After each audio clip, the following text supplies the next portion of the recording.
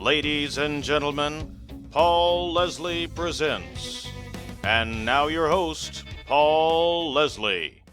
I am in your hands, Paul, one more time. Yes, indeed. Indeed. I just poured myself my first glass of the evening, and it's a 2012 Macon Village Chardonnay. Well, I am also drinking a Chardonnay. The last time we had a conversation of this depth, I was drinking red and you were drinking white. And now we are both drinking white wine. Would you like to propose a toast over the telephone? And after you propose the toast, we'll click our glasses against the receiver. Okay, I will. May the airwaves never cease to carry your work.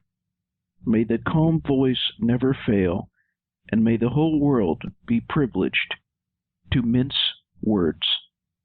Bless you. That made a lovely sound. So, ladies and gentlemen, the man I'm talking to is Elliot Mintz. Thank you so much for joining us.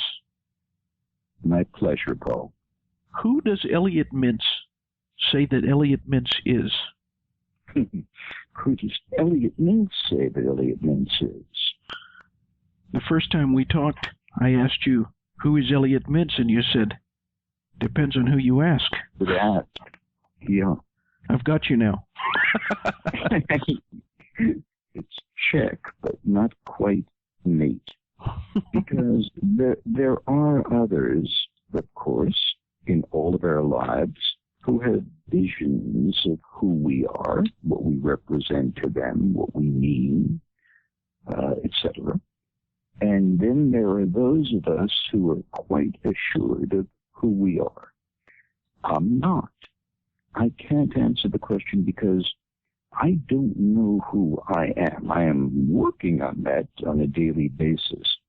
I'm a creature that changes by the hour, minute, second. I can kind of subjectively discuss things that interest Elliot Mintz, that Elliot Mintz is about. I can do all of that. But the actual essence of me is still elusive. I think it was Sir Winston Churchill, who once said that the history of all countries should be written by a citizen of a different country. So the perspective would be from an observational point of view and frequently more accurate. The biography tends to be more accurate than the autobiography. So I therefore would have to return to my initial answer that I gave to you, that it depends on who you ask. I don't know. But I am not completely in touch with Elliot Mintz as an individual. There are two people that would say that they would have called you, when they were around, they would have called you son. Everyone on earth has that in common. We all come from a mother and a father. So, who were your mother and father, and what are your strongest recollections of them? The first of the two that come to my mind is my father, because I was closest to him. A very, very, very, very good man. An immigrant from Eastern Europe who arrived on the shores when he was 16 years old, with just the shirt on his back and no particular skills, a vision and a dream, escaping the madness of what Europe was like in that time. Who began to work in what was called in New York the schmata business. Please don't ask me to spell it. But schmata is kind of a Yiddish word that refers to clothing or fabrics. And he spent 30 or 40 years of his life as a cutter, cutting from patterns what would eventually become women's coats, larger women's coats. And he eventually had a small company with his brother called A&M Fashions. Berman District was 5 or 6 blocks away from Times Square in Manhattan. It was a very difficult life. It was before air conditioning. And summers in that place where my father worked with those machines, we would cut through 20, 30 different layers or levels of fabric, cotton, things like that, post-war things.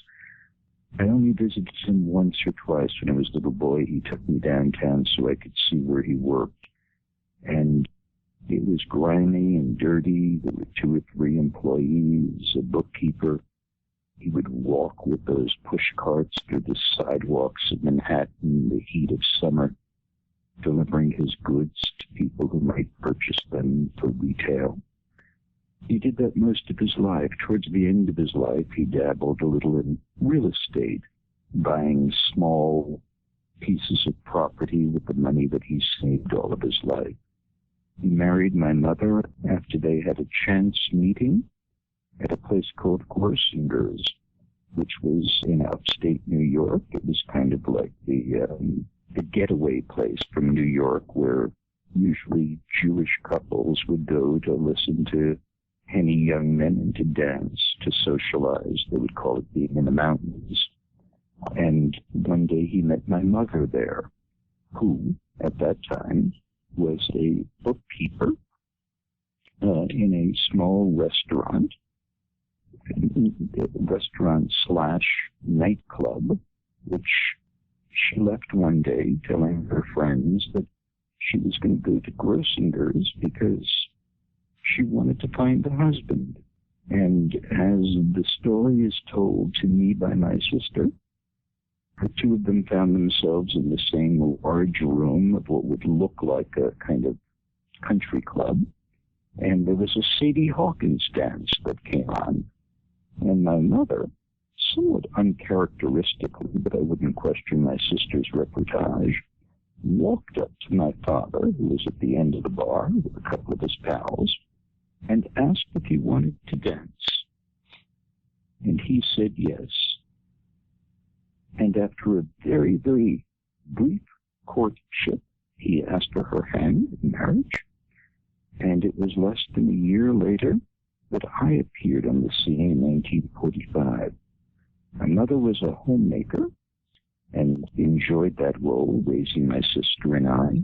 We grew up in a lower middle-class neighborhood in the upper part of Manhattan. My father would wake up every morning at 6 or 6:30, board the subway, go down to the Schmata district, work until 7 o'clock in the evening, come back on the subway.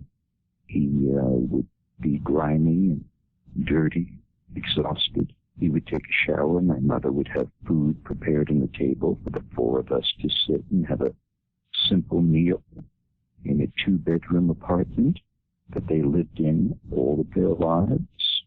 Both of them passed away in that apartment. It was the one that I left when I was 17 or 18.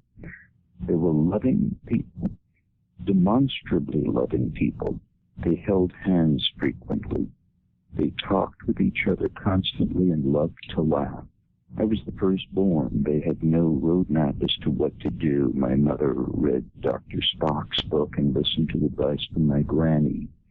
She did her very best with me, and she did better with my sister. And she loved my father dearly. I remember my sister told me that when my mother died of a massive, unexpected heart attack in that apartment, and the emergency crew arrived as they were taking my mother away on a stretcher. She was pronounced dead in the apartment. My father asked the EMT guys to stop for a second, and he got down on his knees, and he touched her hand, and he said, "Thank you." My. Those were the kind of people my parents were. That very touching and both sad and amazing image to think of. More than 50 years together, and during that period of time, I think they spent 2 days apart, or 3 days apart. It was a different time, Paul. It was what we call the real deal time. And I am certain that there are relationships. I'm just pouring myself one more glass. Hang on a second. And I am certain that there are married couples today who have that kind of romantic camaraderie, but I don't run into a lot of them in the city that I call my home. Yeah, a lot of people who were born in the 40s that I have interviewed, they have a very vivid image of the first time they saw, or they have in memory of the first time they heard the band called the Beatles. Can you recall the first time you heard the Beatles? Yes, it was in 1963. It was my first year in Los Angeles, and actually, could have been 1964. I don't have an absolute clear recollection. It's coming to me now. It just, the part of my Beatle brain is so overloaded with stories and recollections, I confuse them. Of course, the first time I ever heard them and saw them was on the Ed Sullivan Show. So that would have been, of course, in 1963, after I had only been in Los Angeles a few months.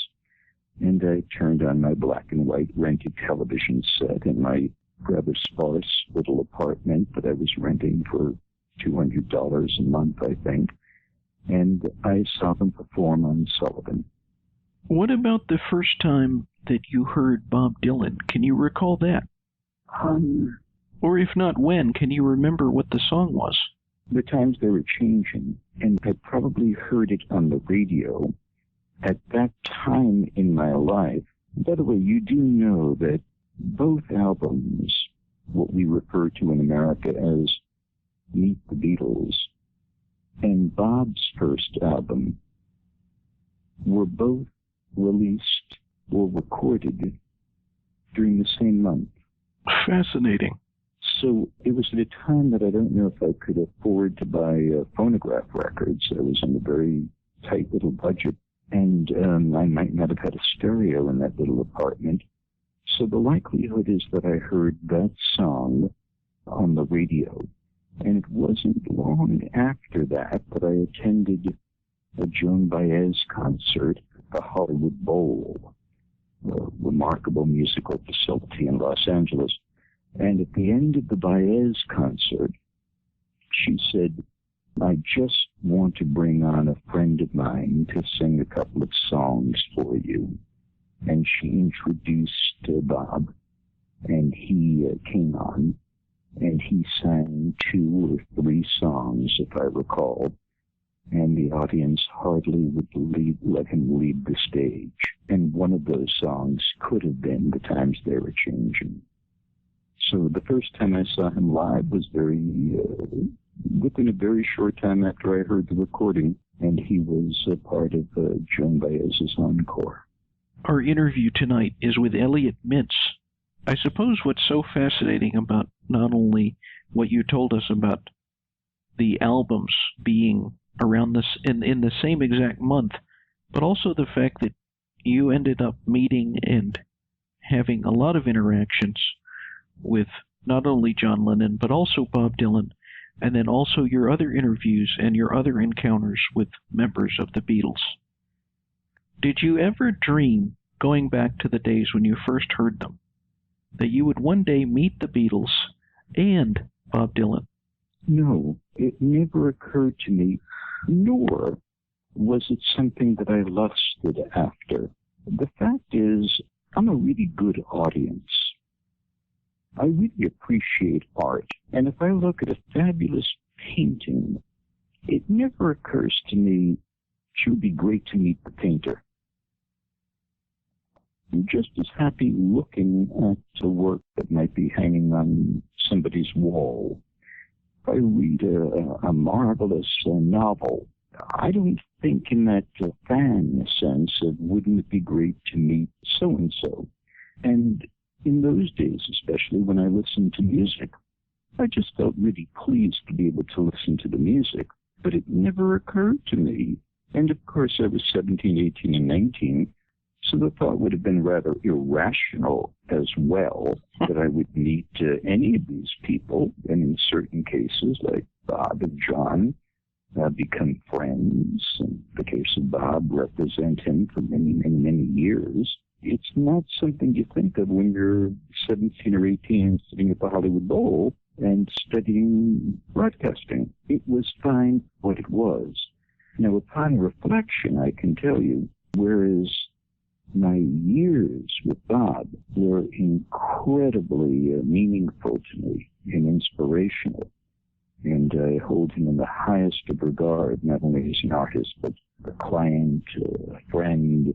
We traveled around the world with Bob. We had hundreds of conversations. We spoke 1,000 hours. He was a guest at my house. I was a guest at his home. We had a very, very wonderful and marvelous relationship. However, if I had only heard his music, it would have been enough. Everything else was dessert. And also, Paul, just for the record, with no disrespect to the group, it's intriguing tonight as we speak under the full moon, about 25 miles from where I'm sitting, Paul McCartney was doing the concert at Dodger Stadium, his first appearance there since the days of the Beatles. He is singing right now. I liked the Beatles, of course. Very few didn't. But it wasn't the Beatles that captured my imagination as it was John and Yoko. Right. I may have been a little too old to have gotten caught up in Beatlemania. For me, it was Elvis. And again, I never thought about meeting him. I never did. We passed each other by in a hallway at MGM once, but it was an intriguing passing moment that has always stuck in my mind.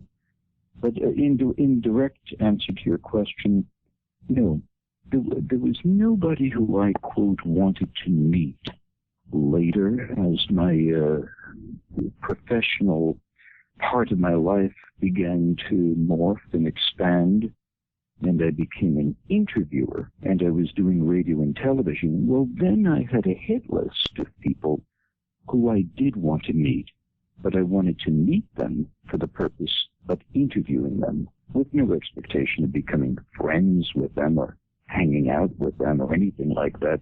It would also be a bit presumptuous on my part that some of these extraordinary people that I have encountered over the years would be at all interested in spending any time with Elliot Mintz.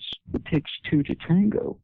Before you ask the girl out on the date or ask her to go with you to the prom, the first thing that should go through your mind is, what is it about you that would excite her imagination to say yes? Fascinating. And so that's how you look at an interaction with a person. You think about that. Always. Why the heck would that person in the middle of a whirlwind, if we're talking right now, as we frequently do, about celebrities, why would John and Yoko want to spend any time with Elliot? What's the big deal? It's not like they had difficulty finding a friend. So I just didn't think of it in that capacity, and was always surprised when such things would work out that way. Are you aware that people have said before about you that you are a magnetic person? I've heard the phrase, but I'm not in touch with that. I'm not magnetized by Elliot. Elliot doesn't attract Elliot. The magnetizing concept suggests that there is something about me that draws people to me. I have a slightly different take on that, Paul, and that is, I think that there is something out there that attracts each of us to each other, but it is removed from individual personalities. Right now, the supermoon is embracing and touching almost everybody on planet Earth. I'm standing out on my deck now, looking directly at it. It has a magnetic impact. I can't divert my attention. I can't say, well, there's the full moon. I think I'm going to go back inside my living room and look at the orchids. It got me. Well, that's the full moon in its majesty, in its mystery, with all of its powers to affect gravitational flows and the tides, almost 250,000 miles away. Yes, one could say that probably about Mother Teresa and Nelson Mandela and Jesus Christ and Buddha and Krishna and Moses and a variety of other people who the world or followers were attracted to. There was some kind of magnetic, mystical, magical energy that just emoted from them. I acknowledge the fact that there are beings like that have walked the planet Earth, but none of them with a name called Elliot Mintz. You mentioned the moon, and when someone goes on your website, ElliotMintz.com, they're going to see that you're very much a night person. And you've posted a lot of things on social media about the moon. And I don't know if you've ever looked at mine. You've probably noticed that I also share your fascination, and yes, I would use the word love, for the moon. What do you think about when you look up at that moon? And I have looked at your website, and I do understand your appreciation for the moon. And look, this is something, it's not a private club. This is something shared by so many of us. Just do a YouTube search of songs having to do with the moon. Yes. And it is one of the essential things that you will see is how closely the moon is related to the concept of love. Interesting. Even more so than sunshine. So it is, with all due respect to somebody like Stevie Wonder, who might say, you are the sunshine of my life, with me and a woman, it's fly me to the moon. What is it about the moon? Well, it was up until just a half a century ago, it was an enigma. It had been there for billions of years. And every being that ever walked the face of the earth shared an encounter, an evening encounter with the moon. Almost every day of their life. If one can think of the handful of things that all of us gazed upon together with the same sense of mystery, curiosity, fascination, love, passion, in some case fear, it's the moon. It is the moon that has brought out the most loving of our inspirations. The moon, the lunar, is from the Latin. It gave us the word lunatic. For centuries, we were told that the full moon could bring out the very worst in people, could evoke the spirit. The werewolves, could be demonic in its own sense. Still today, among certain indigenous people, the appearance of the moon, or more specifically a full solar eclipse, brings about great consternation and disturbance. Animals have been known to just howl at the moon, although I've noticed in recent years there are very few reports of that. I'm standing out on my deck now in Los Angeles. There are lots of houses not far from where I live, and many of my neighbors have dogs. The area that I live in, which is a little bit rural, my neighbors are coyotes and the occasional mountain lion, deer, and others. As I speak to you, I have not heard one howl. Something that I have noticed about Bob Dylan, he has sung many, many songs that mention the moon. I've never met Mr. Dylan, but most recently he recorded and made it like a single, Full Moon in Empty Arms. He recorded and put that on his website, which is an old song that Sinatra recorded. Mm-hmm. When Bob Dylan comes through your town, do you still go see him in concert? Because I've noticed on your website, ElliotMintz.com, you're proselytizing for Bob. You are encouraging people out there, please go see Bob Dylan in concert. You believe in his concerts. I believe in his artistry and his magic and his performance and his continuity. And I believe that he might be the last link in the chain. So I encourage, especially younger people who are not raised with him, to avail themselves of this opportunity while Bob is still touring, which I presume he will be doing until the final encore.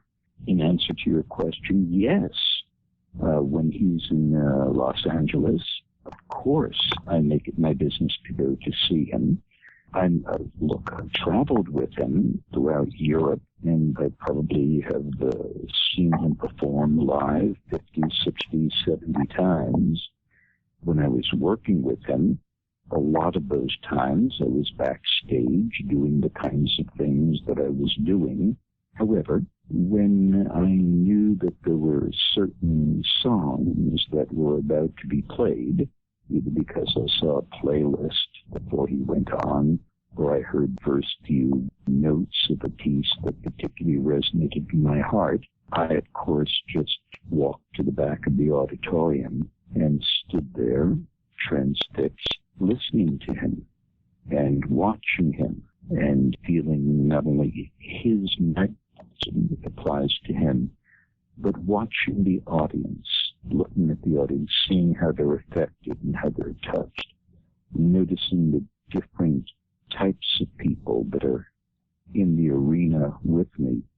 I've seen Bob perform before 80, 90,000 people. I've seen him perform in a nightclub-like setting. And when he is doing what he is doing, and he is completely in the moment, one cannot avert their eyes or ears from the uniqueness of the performance. So, yes, I seldom miss an appearance of him. I've never grown tired of music, and certainly have never grown tired of the man. Our special guest tonight is Elliot Mintz.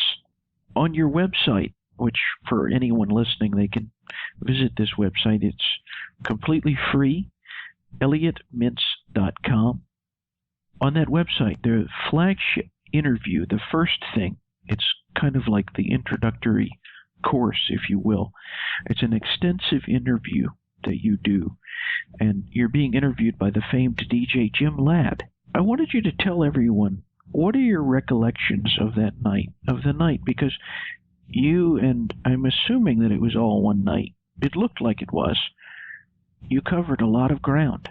We did 2 interviews. We did one interview, just Jim and I talking, and it was a long 2-3 hour interview. And at the end of the interview, Jim said, look, there's so many other questions I want to ask you, but it was 2 or 3 o'clock in the morning, you know me. And he had to get home, but he said we should try and do this again sometime and go into greater depth. I thought that we had pretty much done it. In fact, that first interview with Jim was edited, and I'm debating right now whether or not we should place some of those segments on YouTube, because there are things discussed in that first one that I never got around to in the second. But we finished that interview, and not long after that, I met a young web designer who I'll be talking to you about in a little while, and I showed him what we had taped that night with the 2 cameras. And he said, this is kind of interesting, but basically you just have 2 talking heads going back and forth, his language, and people don't know really who the heck you are, and there are no examples of what you've done. So you might consider doing another conversation with Jim that could be intercut with videos and audio tapes and stuff from your archives and photographs, and to make it a little bit more intriguing than just 2 talking heads. That led to me inviting Jim back to the house a few weeks later, where we sat. It was all done in one evening. I think we taped 6 hours that night. It was a 2.5 bottle shard evening. Because I remember when the crew left at around 3:30 in the morning and I was kind of cleaning up, I noticed the bottles that were directly behind the speaker, which was the platform that the Tiffany lamp was standing on. And it was very long. It was very intense, Jim exercised tremendous patience. He obviously took a nap in the afternoon to prepare himself for that. But I was determined, Paul. I was determined to tell my tale once, completely, so I would not have to revisit those experiences again. And I simply told Jim he should feel free to ask me anything and everything that he ever wanted to ask me. No holds barred. There would never be a no comment in my part. And that's how that, on the website, it's called Mintz on Mintz, a homage in a way to Blonde on Blonde. And I wanted it done. Also, in the old days, when people would sell Hoover vacuum cleaners door to door, in media and in marketing and in sales, they tell the story that when Hoover introduced their stand-up vacuum cleaner, salesman would show up at the door, they would knock on the door, and they would say to the housewife who was at home in the afternoon, look, I've got this wonderful machine that will take all the dirt and dust off of your carpeting and floors, and if you let me come in for just a minute, I'll demonstrate the product for you. And obviously, tens of thousands said, sure, come on in. The man would come in, he would toss a little bag of dirt on the carpet, plug in the Hoover, go back and forth for 15, 20 seconds, allow the housewife to do the same. The dirt was gone, and he would say for $39 or whatever it costs, you can have this marvelous device. Frankly, I don't know how people got dirt out of their carpet before the invention of the vacuum cleaner. Something worthy of research in a very quiet evening. And that was how the Hoover vacuum cleaner became a household product. In media, one of the lessons learned is if you want people to trust the product, you have to get them to trust the salesman who knocked on the door. Imagine today if somebody walked up to your front door, knocked on the door, and said they were, selling a vacuum cleaner. Would you let them inside so they can throw some dirt on you? And, people hang up on telemarketers. They would slam their door. It was in that first moment when the salesman would have to convince the housewife who he was, that she was safe, he had something to deliver, and perhaps it would enhance her life. And he had a 30 or 60-second soundbite, an opportunity to do that. Mintz on Mintz in my website is modeled after the Hoover vacuum cleaner to some degree. But before you pay any attention to the 100 hours of content that I present on the website, maybe it's important to know a little something about the guy who did the stuff and put it together and who's giving it to you for free. Maybe you've got to trust me a little, that I'm not going to send you astray. Maybe you have to trust me that halfway through a sign will come up, if you want more, send $8 a month to this post office box address. Maybe if you knew something more about me and how I felt about the world, that you might feel a camaraderie with me and say, I kind of see things very much like that guy. Or I don't, but I find what he says to be intriguing. I'd like to know a little bit more about his world, his experiences, and the voices in people that brought him to the tentative conclusions that he's sharing with me. That's the purpose of Mintz on Mintz. You were just talking about voices. One of the voices that one might find on ElliotMintz.com is a very hypnotic voice. This man, I asked you who had made the biggest influence, and you said it was him.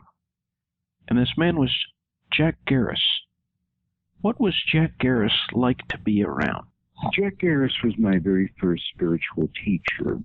He was a remarkable, remarkable man and left behind a series of recordings. He passed maybe 15 or 20 years ago, if memory serves, maybe a little more recently.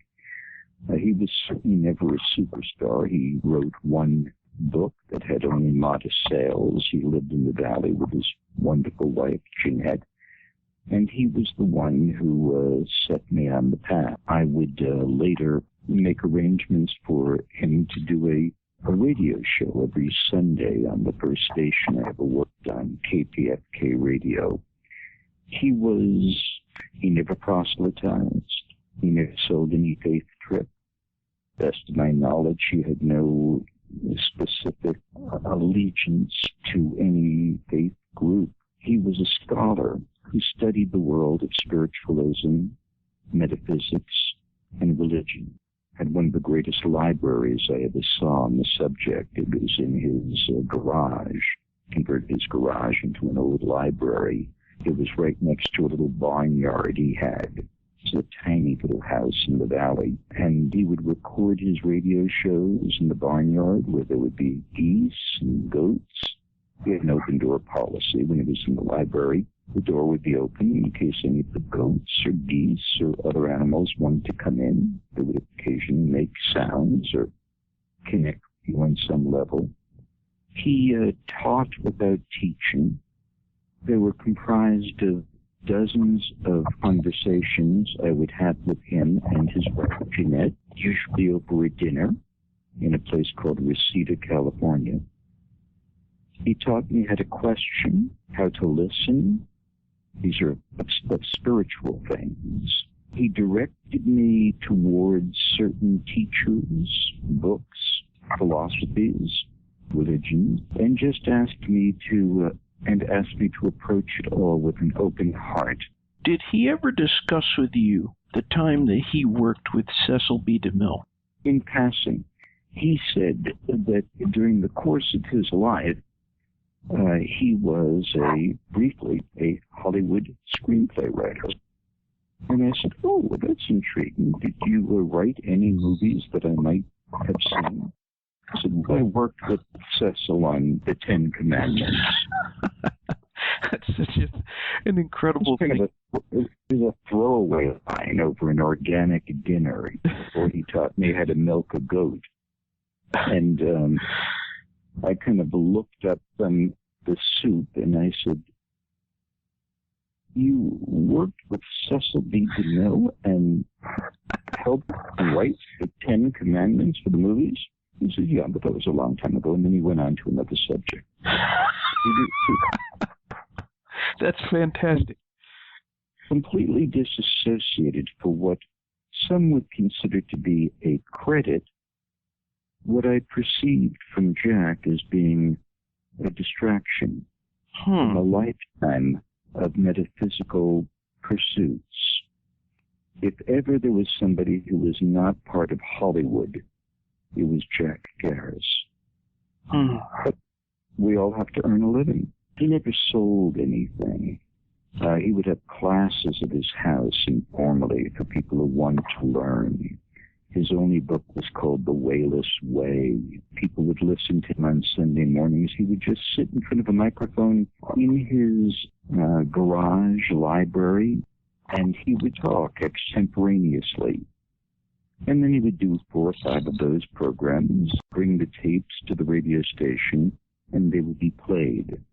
Currently, for those who are interested, there's a wonderful radio program called the ROI of Hollywood show. It is broadcast nightly from midnight to 5 a.m. over KPFK radio in Los Angeles. And that program is streamed along with the other KPFK programs on the internet. So you could listen to ROI of Hollywood, who presents spoken arts. He's not a disc jockey. It's not a talk show with telephones, but he has access to the most marvelous collection of the most intriguing people in the world. Some are with us and some of them have passed, and he frequently plays recordings of Jack Garris. So if any people who visit my website and listen to my conversations with Jack Garris say, oh, this is cool, I want more, I would direct them to the ROI of Hollywood show on KPFK. As a matter of fact, ROI of Hollywood is someone that I find intriguing, and for this reason. One would assume, because of the nature of his program, that he has spent a great deal of his life listening. He has heard from an enormous number of people. I remember reading an article where he said, I like to listen. I like to listen to what I play. Not too long ago, ROI of Hollywood played our first interview, you and I, the first Elliot Mintz interview that I did. He played it on KPFK, his show, Something's Happening.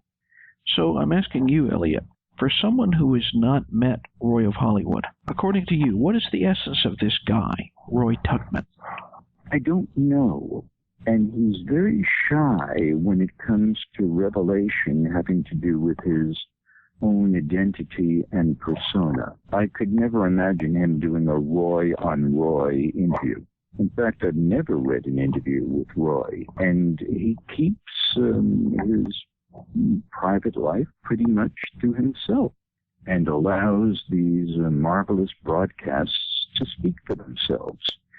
In the old days, I used to go to do his program each year when this radio station, which is a listener-supported station, like public broadcasting. People who like what they hear spend in money. That's how the station stays on the air and does not have to sell any advertisement.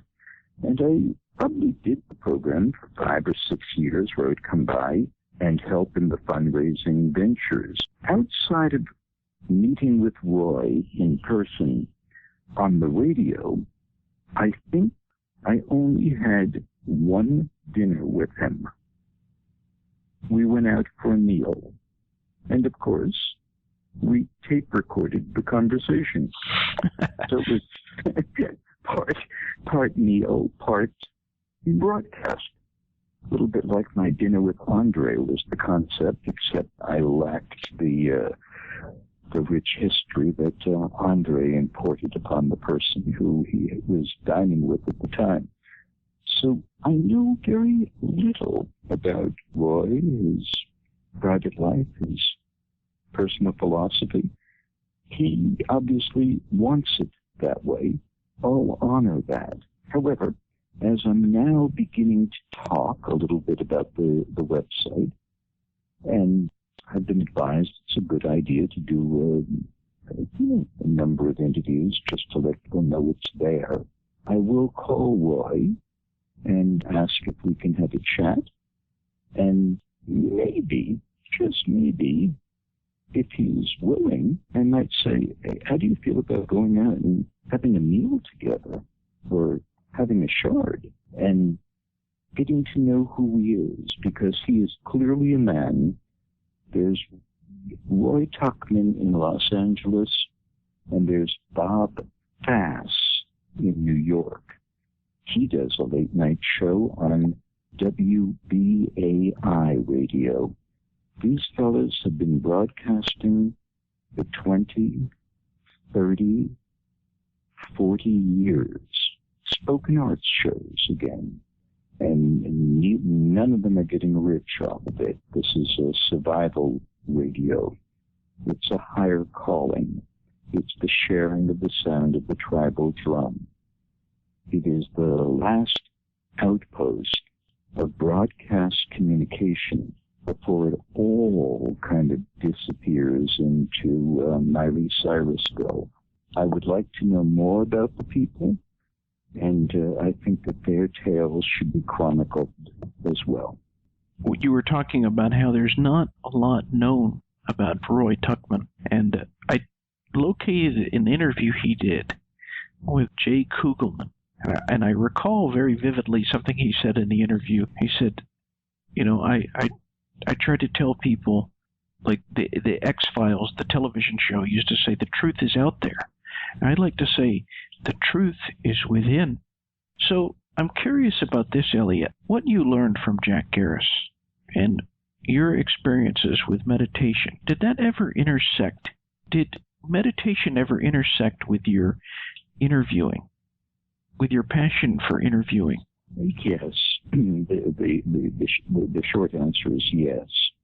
Meditation teaches you, among other things, how to listen, how to be still, how to turn off the endless soundtrack in your brain, how to tune out the cacophony of sonic input that we all move through, to be very, very still with an open heart.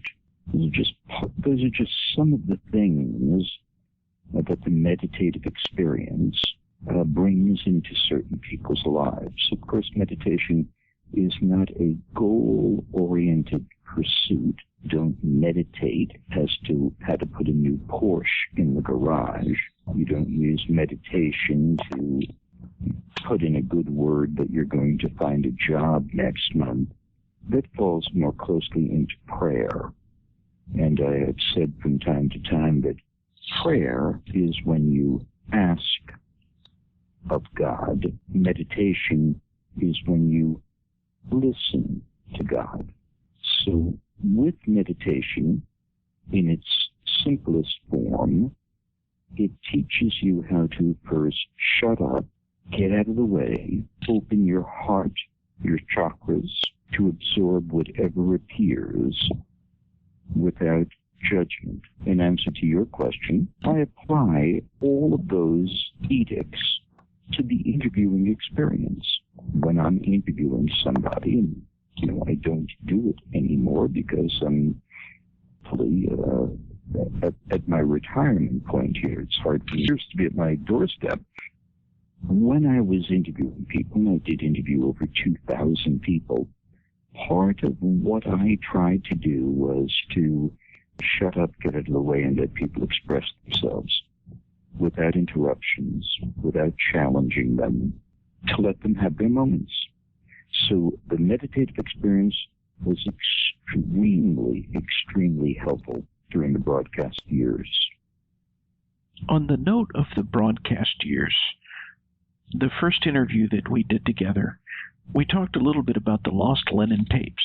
There's some content on ElliotMintz.com about the Lost Lennon tapes. For anyone that's out there, that's kind of how I became aware of Elliot Mintz, was a number of bootleg recordings of the Lost Lennon tapes that completely and totally drew me in. We talked about it last time, and I didn't ask this question last time, but I wanted to, so I'm asking it to you now. How did it feel when you put together the last episode of the Lost Lennon tapes? It was difficult for me. The reality was I had done, something like 200 broadcasts, 200 hours of this series, which was a collection of unreleased John Lennon material, from rehearsal tapes to outtakes to spoken word recordings to interviews with other people that he interacted with.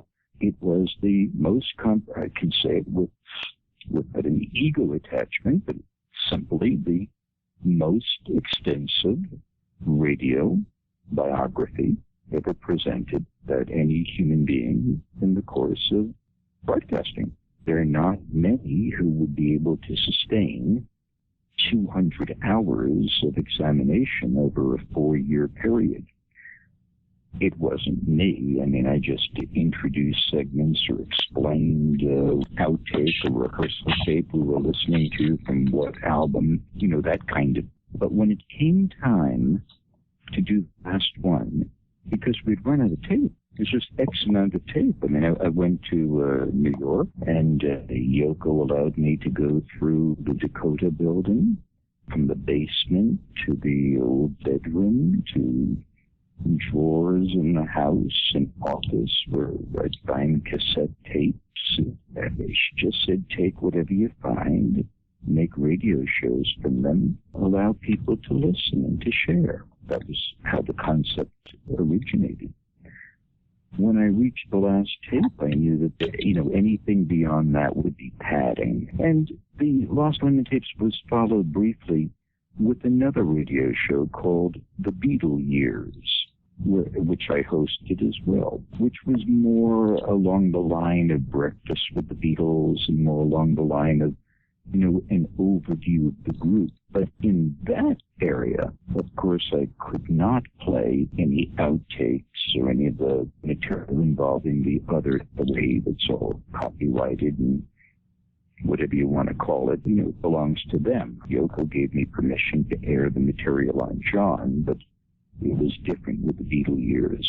So whereas the Beatle Years was a good primer, and I think helped people understand the phenomena who may not have been there first time around, it was not like Lost Lemon. The last radio show I did, it was basically a goodbye, and then a little tease at the end indicating that this would morph into the Beatles. I remember leaving the radio station, which was located near Culver City, California, not far from here. And if memory serves, I stopped at a local bar in that area that I had never been to before, unlike me, and walked in and just ordered a glass of Chardonnay and reflected about, for the previous 4 years, at least once a week, I would drive to Culver City, sit behind a microphone, do the stuff. The first episode of that show was listened to by more than 6 million people. The show would eventually be syndicated into other places around the globe. It was very popular in Australia, I'm told. Yes, I know that there is a bootleg market for those programs on the internet, but obviously I wouldn't promote that kind of thing because, it's not kosher. I do know that there are fans who trade recordings and who really enjoyed the program. I certainly understand that, but on my website, of course, I couldn't rebroadcast any of those programs. The engineer and co-producer of this show for many, many years, he would tell me stories about waking up very early in the morning when it was broadcast, and he would wake up and he would record the Lost Lemon tapes. And that all came to an end because of a relationship that he entered into with a woman. But he was a religious listener, the Lost Lemon tapes. That was what got me started on listening. But I thought... What happened between him and the woman? Did the woman object to the fact that he would wake up early in the morning, leave her to go to the radio to record my radio show? Well, I think what was happening was he was becoming distracted by her. We just put was he becoming distracted by her or by the broadcasts? No. He would do this every single morning, and then I'm guessing what happened was he was occupying his time with something else when he entered into this relationship. I'm trying to keep this PC. I somehow just feel that there is a priority shift taking place. Dear, I'd like to give you one more kiss, but there's an alternate take of instant karma that I've got to, make a cassette of. I do not know who we're speaking of, and don't wish to know. And the relationship, of course, is none of my business, but never leave a woman who you're involved with intimately to make a dub of a radio show. I think that's kind of an edict that we should apply to the male-female dynamic. I think that there are many people of both genders who concur. How does Elliot Mintz define love? Placing someone else's needs, desires, passions, insecurities, and everything just a few steps ahead of your own. Love is about surrender. When I say to somebody, I love you, that's a declaration. If I say to somebody, how can I love you more? How can I demonstrate the extent and depth of my passion for you? That's more. It's placing yourself second. Now, if you say it to the right person, they'll say, we're partners. It's 50-50. It's a mirror image. And you try to achieve a point in the center where both of you are reflecting each other's passion. It has to do with the sound of two hearts beating as one. It's been described exquisitely by people like John Lilly and Lisa Lyon and others who speak of the dyadic relationship. That is, that you create a dyad with someone where the line between, I'm using this in a traditional sense at the risk of sounding politically incorrect, but the line dividing the man and the woman becomes secondary. I remember that frequently John Lennon and Yoko Ono would refer to themselves as John and Yoko as one word. And for a long time, the world thought of them as John and Yoko. It wasn't where one began, the other one ended, where the other one began. It was this amalgamation. In a dyadic relationship, of course, you still retain all of those things that are you, but it's combined with a new unit. I remember speaking to a woman who I knew well, who was involved in a dyadic relationship. And she told me that when the phone rang, well, let's refer to her as Jane. Let's refer to the man she was in love with as Bill. When the phone would ring and somebody would say to Jane, "Hi, I'd like to talk to Bill," she would say, "You are." So the dyadic relationship is a supreme extension, probably, of the definition that you were seeking. So I'll slip backwards before I get into Tantra and just say that placing the one you love slightly ahead of you is a pretty good model as to what the essence of love is about. Women understand this better because they do it daily with their children. Single moms really get it.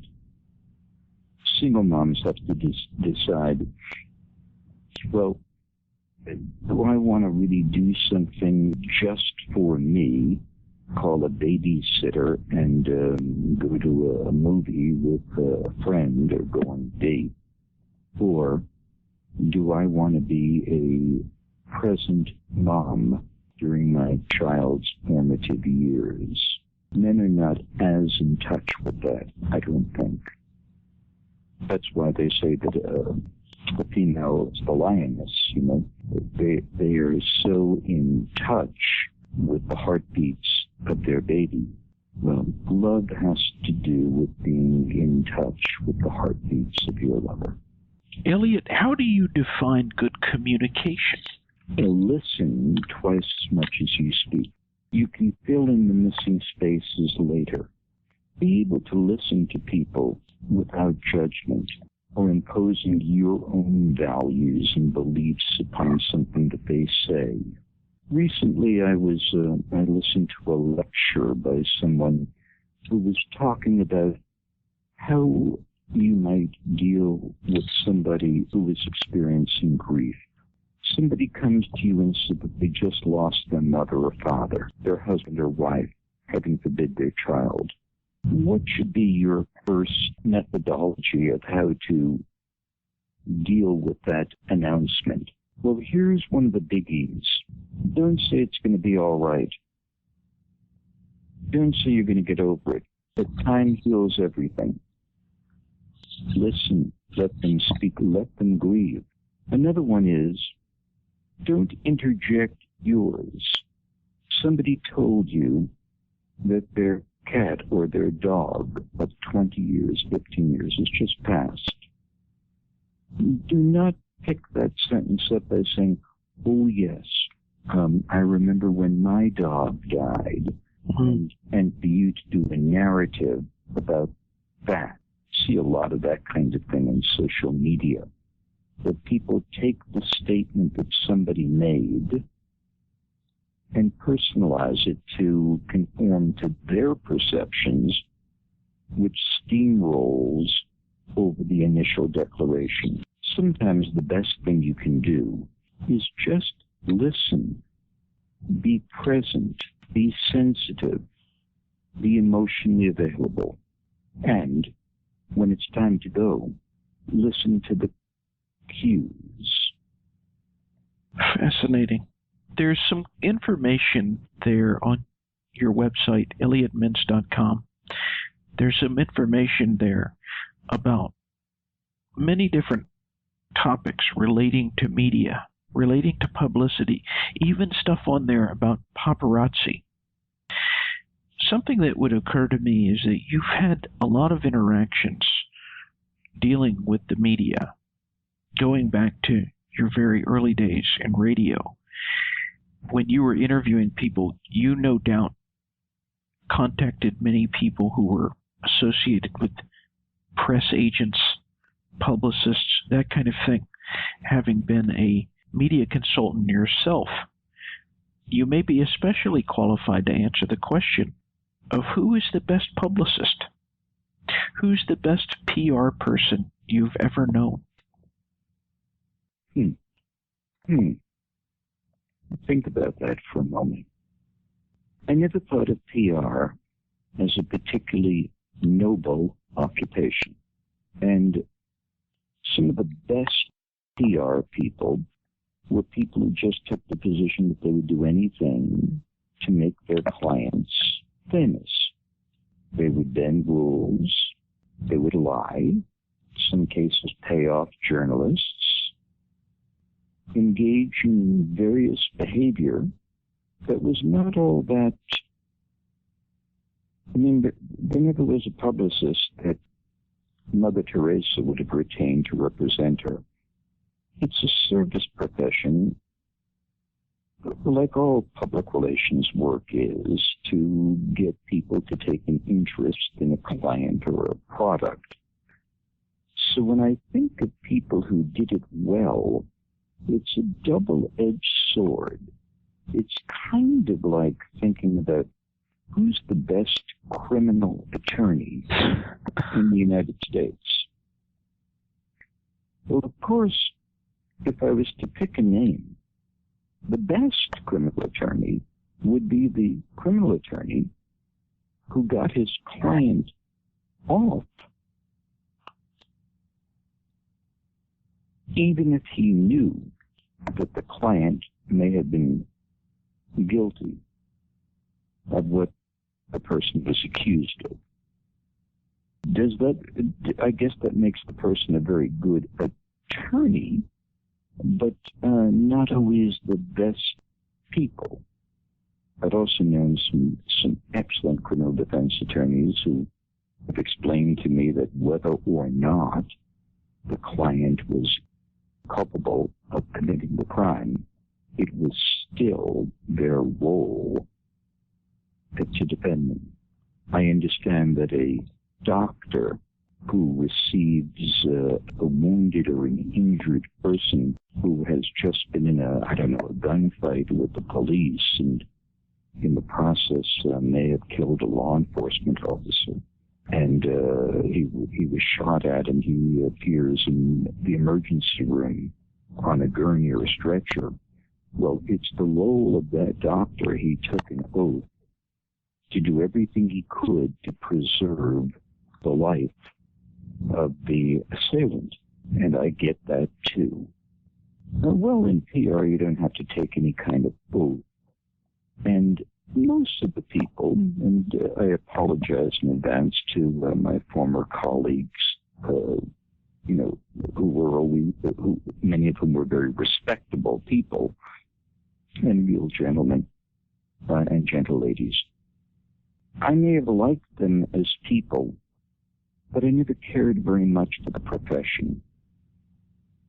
There were some superb publicists over at Rogers and Cowan. There were publicists from the old days of Hollywood who, they would do anything to make their client look good. Today's spin doctors and media people, in many cases, lack the passion. It's just become too much of, I don't know, it's so hard to explain these things without getting myself into trouble by citing examples. I can tell you that today, there's a friend of mine named Michael Levine. He's been a publicist, I don't know, for 30 years, 40 years. He is a very, very honorable man. He has represented dozens and dozens and dozens of people who have won Academy Awards and had their books in the New York Times bestseller list. And he's a person of honor. I'll tell you what makes a great publicist. Just occurred to me. It's the person with the conviction of saying no to a prospective client because they know it's a sham. So if somebody in the heyday of my public relations days and media days, if somebody came to me and said, look, I've come up with this new thing that I want you to promote. I don't believe in it. The thing really doesn't work all that much. It's a piece of exercise equipment. It's a phony diet pill. It's a handgun that can be made out of paper or cardboard so you can get through airport security. It's kind of an electronic cigarette that really may contain some carcinogens. It's all of these things, but look, I really think that you could come up with a plan, and I'll pay you $25,000 a month to promote it. Well, of course, I would say no, and I've probably turned down more people than I've accepted. And I know some other people in media and PR who would do the same. That would be my definition of a great publicist. Well, what about the best interviewers? Who does Elliot Mintz say the best interviewers are? Are or were? How about both?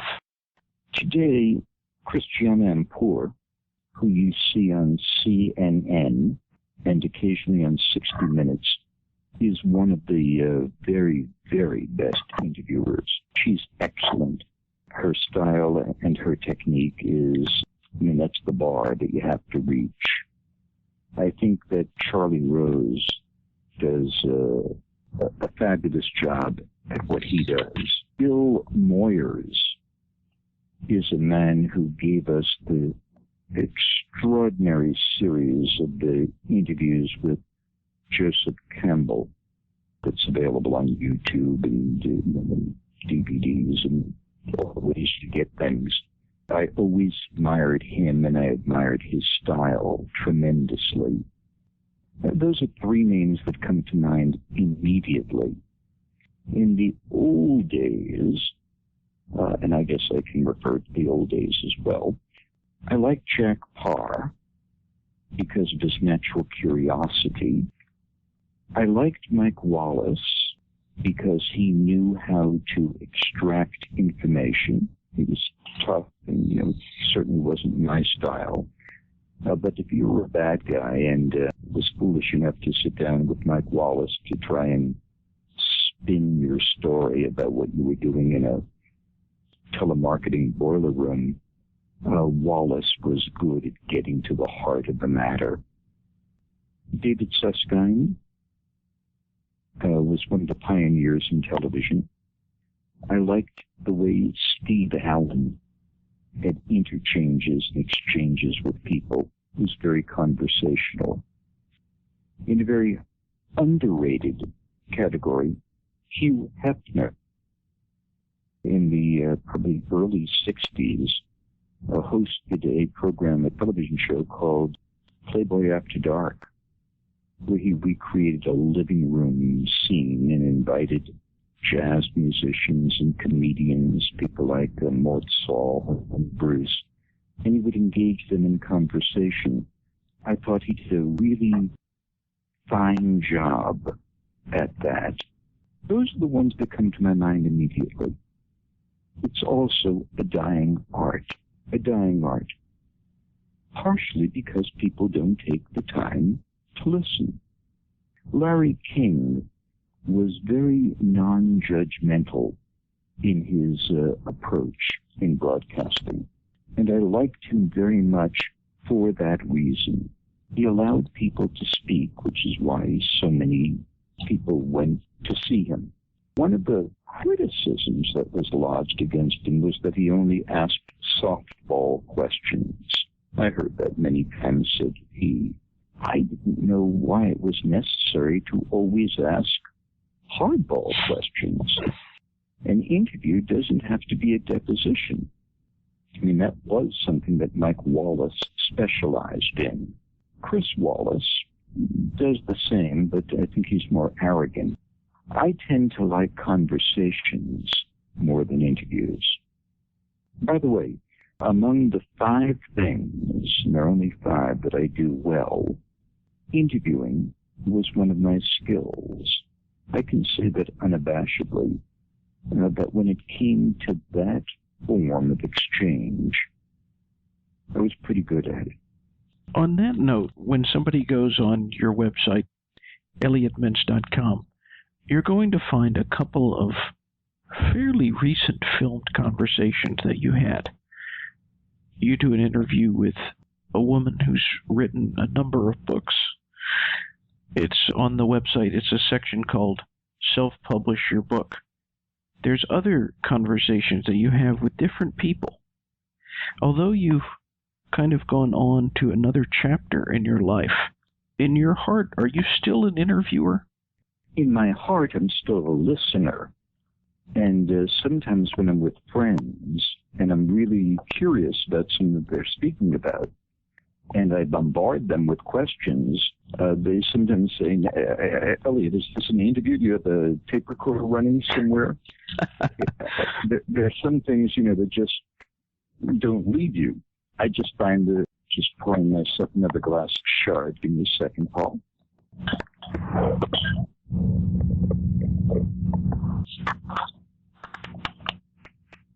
It's the 3rd glass for anybody who's keeping count. In the website, there is a section that we call Fireside Chats. The Fireside Chats basically is to allow people to kind of eavesdrop as to what it's like at my house when I invite a friend over to sit and talk. It's more of a conversation than an interview. Although, there's a subtle line between the two. You will find that in my interviews, I rarely ever give an opinion. In a fireside chat, I took my hand a couple of times, just walking outside here on the deck now to look at the moon as we're speaking. In the fireside chats, yes, there's a conversation with a woman named Jen Ashton who teaches people how to self-publish their own books. She was very successful publishing stories about erotica. That was her specialty. A single mom raising a child who hit bottom, who I met, who I liked, and who overnight amassed an enormous amount of attention, money, and sales just by self-publishing her stories. The reason for me inviting her to sit by the fireplace was to infuse other people with the knowledge that they have that ability, that we all know something about something. And forget about looking for a literary agent. Forget about trying to convince a New York publishing house to publish your work. Forget about putting up your own money to buy 5,000 books from some organization, some company, and it's up to you to sell them. She teaches you how to self-publish, put the material online, and sell it yourself. And I was hoping that that conversation would open the door for other people, primarily women, single women with a tale to tell, as to how they could do the same. That's why Jen came to the house, and I'm hoping that people will go to the site, listen to her tale, and say, there are things that occurred in my life that I think I could incorporate, as well as people who say, I'm a good photographer. I've taken pictures. Maybe I can self-publish a book about my own pictures, as well as a plumber who might say, I'd like to put together a little booklet, 40 or 50 pages, as to how to fix the things in your house that require plumbing without calling somebody to come to your place for $60 an hour to do it. And I want to sell it on Amazon.com for $4 a piece. And I'm hoping that 10,000 people will click yes. And I'll make $40,000 while I'm sleeping. And I invited Marianne Williamson to discuss the things that she talks about having to do with spiritualism, A Course in Miracles, and her life. I invited Sean Ono Lennon to come by because he's been to my house hundreds of times. I love him. He is brilliant. He is wonderful. He is funny. And I just thought, I don't want to be selfish here. Let's share what a night would be like if Sean Ono Lennon, came to your house. And so it is with a number of the fireside chats, including some that have some tragic stories to them. There is a fireside chat that takes place having to do with a subject called Rett syndrome, RETT SYNDROM, Rett syndrome. It is a combination of the more advanced forms of autism coupled with neuromuscular disorder, where it affects little girls, usually at the age of 3, where you bring a happy, healthy little baby home from the hospital who develops all of her skills like any other little child, and a vocabulary and all the rest of it, and something happens, and that within a day or 2 or 3, that happy, healthy little girl loses her entire vocabulary. It's like somebody pushed delete on download, and she can't walk, she can't move, she can't eat. It's Rett syndrome. Well, I went to the home of a marvelous couple, Heidi and Jonathan Epstein, who are raising a little girl, Hannah, who has Rett. More advanced form of, not as advanced a form of Rett as I've just described, but nevertheless, Rett. And I spent a day with them, shooting videotape and trying to get to the essence of this tragedy. It's called A Parent's Worst Nightmare on the website. I did it specifically because I wanted to create public awareness of something that most people have never heard of, and in the process to direct people to an organization called the Rett Syndrome Research Trust, which is working to put an end to this horror. 97% of every dollar raised by them goes directly to science. 2-3 staff members. Playing for change. I interview a man who records homeless or street musicians, takes the music, makes DVDs, sells them, uses the money to build music schools so children can learn how to make their own music. Yes, the fireside chats are chats and conversations with people I would have, whether or not I had a website. Those are the kinds of folks that I have come to visit me, and those are the kinds of discussions that we have, and those are the subjects that are of great importance to me. Our conversation tonight is with Elliot Mintz. Your website is free for anyone out there that wants to view the website. It's ElliotMintz.com. In an interview not too long ago, Livingston Taylor said, "Money is a poor substitute for the creative process." How does it feel to know that people, and you're seeing this interaction on Facebook and so forth, that people are being able to see the interviews that you did throughout your life? It can be entertainment, it can be education. How does it feel when you know that people, this entire library, it's just, you're opening it up? What do you think about now that it's open? And by the way, it's only partially open. It's about as much as I could handle during the first go-around. I think we've put up 100 or 150 hours. I've never actually counted it. Couldn't imagine anybody who would. But, Paul, I have to tell you that I have maybe 700 more hours of material that has not been identified, labeled, digitalized, classified. They're just in boxes, unmarked boxes. I moved very fast during my life and recorded things and took the tapes and I never had the time to look back. So it would take years and probably a professional archivist to go through the hundreds of hours of stuff that I still can't find. One of the things that disappointed me was there were a couple of things that I wanted to include on the site when it first went public that I just couldn't find. I knew I had it and I knew I had seen it and I had gone through a series of boxes where I thought it might be. But I spent a wonderful, wonderful afternoon with Dr. Hunter S. Thompson in the kitchen of Don Johnson and Melanie Griffith's ranch in Malibu, where he just held my little camera and videotaped the conversation with Hunter Thompson and myself. I thought that would be a really nice gift to share with people. Still can't quite find it. And hundreds of others. So the website is an ongoing work in progress.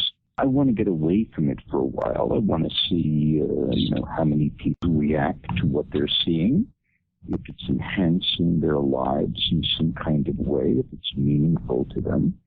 If it is, I'll come back with the web designer, and we'll go through the process of restoring these tapes, digitalizing them, removing commercials, removing phone numbers, removing stuff that doesn't work, trying to hold the tapes together because they're stretched or damaged by the heat. It sometimes can take 10, 15 hours to create a 15 or a 20-minute interview ready for the web. And right now I'd like to spend a little bit of time going horseback riding and taking my eyes off of the screen. But if there is a calling for it, if people's lives are being enhanced by it in some minor way, I'll come back to it. I'll give them more. I like the idea of giving it away. Frankly, I think that if I had charged them for this, it would be a disservice to the whole concept. During the first interview we had, you told us your favorite Beatles song and your favorite John Lennon song. What song of any artist, if you had to pick one, is the one that means the most to you? And let me qualify that. I mean, truly, any melody. It could be an American songbook standard. It could be a classical piece, pop song, jazz tune. The song that resonates the strongest in your heart. As time goes by. Why is that? That's the one that just bounced into my brain when you asked the question. And upon reflection, for all the right reasons. It would be like you asking me about my favorite song, possibly my favorite movie. Casablanca. I mean, I'm an old softy when it comes to the movies, like movies about romance.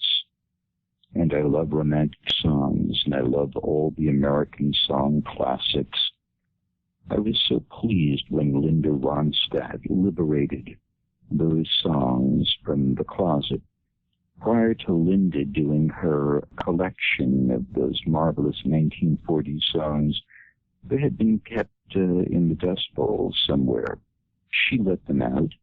Others started to do the same. Rod Stewart did a wonderful series as well of these classic, gorgeous songs by Rodgers and Hammerstein and Sonny Kahn and Irving Berlin and Rodgers and Hart and what we call the Tin Pan Alley songs.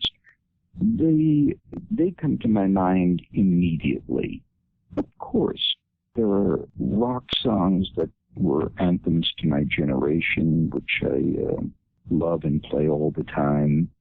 I was in the car yesterday and took the top and cranked up the greatest hits of Jackson Browne and listened to him sing The Pretender and Linda Paloma and those. Listening to Frank Sinatra doing Only the Lonely in the late night hours is extraordinary. Do you know the first live recording that was ever done, Paul? The first album that was done outside of a studio where they took the microphones and brought them someplace else? Which one was that? Judy Garland at Carnegie Hall. Have you ever heard that album? I have indeed. I didn't know that was the first. That was the first time. To my knowledge, we'll be corrected, of course, if I got this one wrong. But I believe that was the case.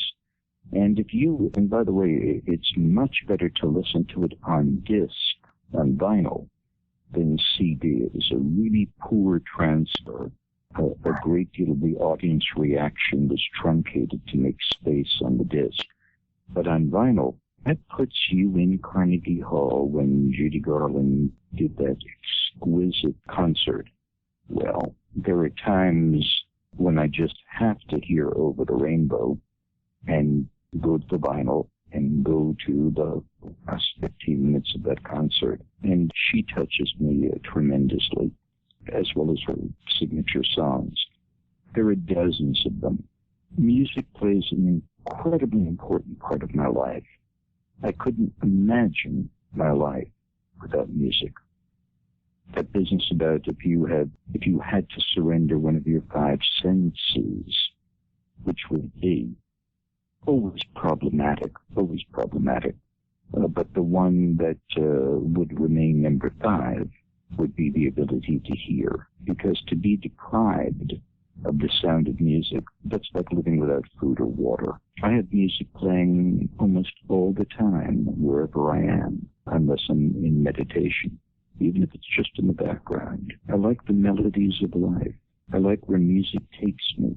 Songs are mini biographies. They tell the tales of the person who wrote them. In some cases, the people who sing them. In the best cases, a little bit of both. And also, in the music department, I love jazz and I love classical music and play as much of those two genres as I do the standards or the rock songs. I like Japanese shakuhachi music. I like music from foreign lands. I like Middle Eastern music. The only kind of music that I've not been able to totally embrace, as I know I should, is opera. I would love to develop a greater clarity and connection to opera. It hasn't happened yet. Summer's not over. If there was a theme song, keeping with the theme here of music, if there was a song that best describes you, it could have lyrics or it could be an instrumental, what would be the song that would best describe you? It's a great question. Why didn't I ever ask that question when I was doing this stuff? Give me a second.